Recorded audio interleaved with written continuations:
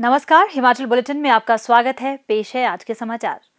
मुख्यमंत्री श्री जयराम ठाकुर ने आज शिमला से प्रदेश के विधायकों और उपायुक्तों के साथ वर्चुअल माध्यम से आयोजित बैठक की अध्यक्षता की। इस अवसर पर उन्होंने राज्य में 25 सितंबर 2021 को प्रधानमंत्री गरीब कल्याण अन्न योजना के तीसरे और चौथे चरण के शुभारंभ की तैयारियों की समीक्षा की। मुख्यमंत्री ने कहा कि केंद्रीय उपभोक्ता कार्य, खाद्य एवं सार्वजनिक वितरण मंत्री श्री पीयूष गोयल शिमला में इस मौके पर आयोजित राज्य स्तरीय समारोह की अध्यक्षता करेंगे। केंद्रीय मंत्री इस दौरान योजना के लाभार्थियों के साथ बातचीत भी करेंगे। उन्होंने कहा कि जिला मुख्यालय, उपमंडल, खंड, पंचायत और उचित मूल्य की दुकानों के स्तर पर भी समारोह आयोजित किए जाएंगे, जिसमें कुछ लाभार्थियों को राशन बैग भी उपलब्ध करवाए जाएंगे। उन्होंने कहा कि प्रधानमंत्री श्री नरेंद्र मोदी इस समारोह की अध्यक्षता करने वाले थे, लेकिन पूर्व निर्धारित कार्यक्रमों के कारण वह इसमें शामिल नहीं हो पाएंगे। मुख्यमंत्री ने कहा, इस कार्यक्रम की शुरुआत पहले मध्य प्रदेश से हुई। मध्य प्रदेश के मुख्यमंत्री शिवराज सिंह चौहान जी ने इस कॉन्सेप्ट को डेवलप किया कि जब हम इतना बड़ा काम कर रहे हैं, करोड़ों लोगों को हम राशन दे रहे हैं, भोजन दे रहे हैं, उनके साथ हमको संपर्क करना चाहिए, उनके साथ हमारा संवाद हो। उस दृष्टि से प्रधानमंत्री जी का कार्यक्रम, वर्चुअल कार्यक्रम उन्होंने अपने मध्य प्रदेश में जो किया, और वो कार्यक्रम बहुत बड़ा सफल कार्यक्रम रहा। और उस कार्यक्रम के बाद पूरे देश भर के लिए, एनडीए रूलिंग स्टेट जहां भी हैं, सभी के लिए इस बात के लिए आग्रह किया गया प्रधानमंत्री जी के द्वारा कि हमको, और पार्टी की ओर से भी किया गया, हमारे संगठन की ओर से भी, कि ये कार्यक्रम हर प्रदेश में करने हैं। कुछ जगह प्रधानमंत्री जी जुड़ रहे हैं, कुछ जगह प्रधानमंत्री जी के अलावा दूसरे मंत्री जुड़ रहे हैं। और हिमाचल प्रदेश में हम इस कार्यक्रम को 25 तारीख को कर रहे हैं, और 25 सितंबर जो है पंडित दीनदयाल उपाध्याय जी की जयंती भी है। उस दिन इस कार्यक्रम की हम शुरुआत कर रहे हैं। इस कार्यक्रम को हम यहाँ हिमाचल प्रदेश में कर रहे हैं। मुख्यमंत्री ने कहा कि विधायक अपने अपने विधानसभा क्षेत्र के किसी एक स्थान से समारोह में शामिल होंगे। जिन खंडों में पंचायती राज संस्थाओं के उपचुनावों के कारण आदर्श आचार संहिता लागू की गई है, वहां समारोह का आयोजन नहीं किया जाएगा।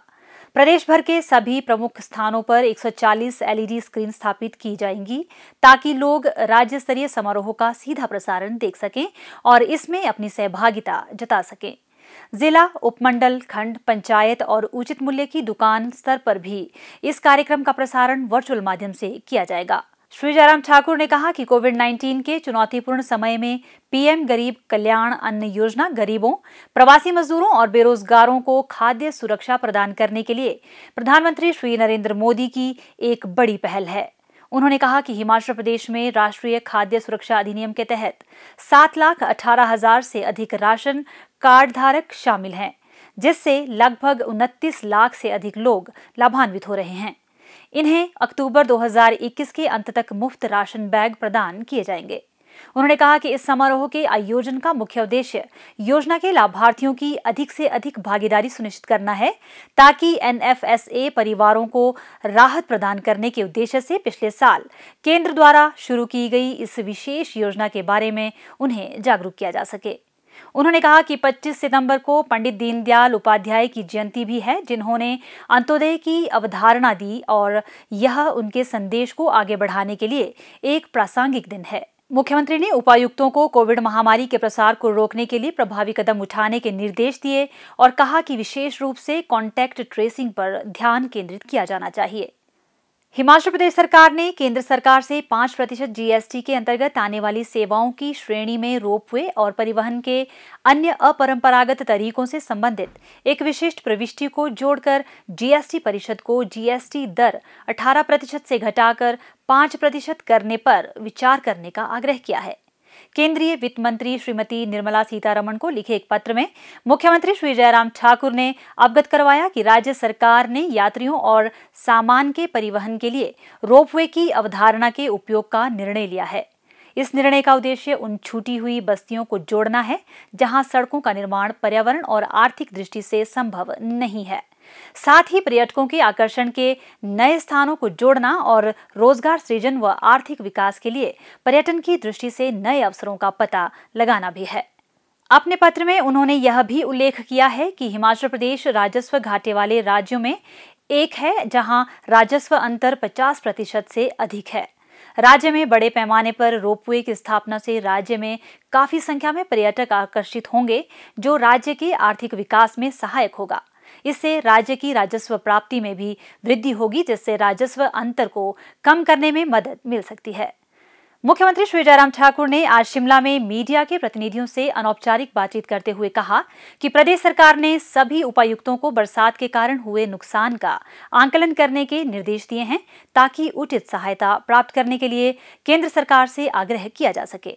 अभी बरसात का मौसम चला हुआ है, अभी तक समाप्त नहीं हुआ है और आमतौर पर जब बरसात समाप्त होती है उसके बाद एक असेसमेंट होती है, सेंटर की टीम भी विजिट करती है और हम हिमाचल प्रदेश में हुए नुकसान के जायजे के लिए हमने सभी डिप्टी कमिश्नर्स को कह दिया है कि वो आकलन करें, असेसमेंट करें अपने अपने डिस्ट्रिक्ट में और उसके साथ साथ में जब वो टीम केंद्र से आएगी विजिट करने के लिए हिमाचल प्रदेश में, उस असेसमेंट के आधार पर हम केंद्र को जो आकलन होगा असेसमेंट का उसको भेजेंगे और केंद्र से आग्रह करेंगे कि हिमाचल प्रदेश में जो क्षति हुई है, नुकसान हुआ है और जान माल की और उसके साथ साथ में इस बरसात के कारण जो हमारे विभिन्न प्रोजेक्ट्स जो है प्रभावित हुए हैं, तो उसके लिए केंद्र उचित मदद हमारी करे।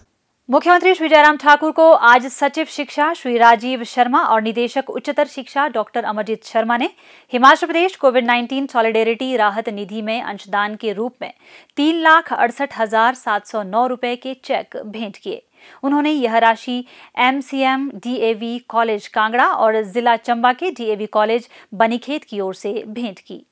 मुख्यमंत्री ने इसके लिए महाविद्यालय प्रबंधन का आभार व्यक्त किया और कहा कि यह अंशदान जरूरतमंदों की सहायता के लिए सहायक सिद्ध होगा।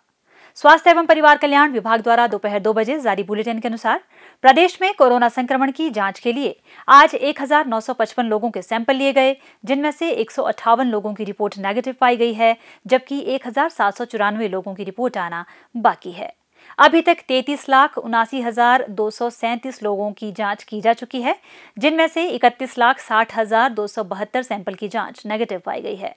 प्रदेश में कुल 2,17,148 लोगों में कोरोना वायरस के संक्रमण की पुष्टि हुई है, जिनमें से 2,12,014 लोग इस बीमारी से ठीक हो चुके हैं और 1,479 व्यक्ति उपचाराधीन है। हिमाचल बुलेटिन देखने के लिए सब्सक्राइब करें YouTube channel DPR Himachal, follow करें ट्विटर @DPRHP, लाइक करें Facebook page information and public relations department Himachal Pradesh, visit करें वेबसाइट www.himachalpr.gov.in। इस अंक में इतना ही। कल फिर होगी मुलाकात। दीजिए इजाजत। नमस्कार।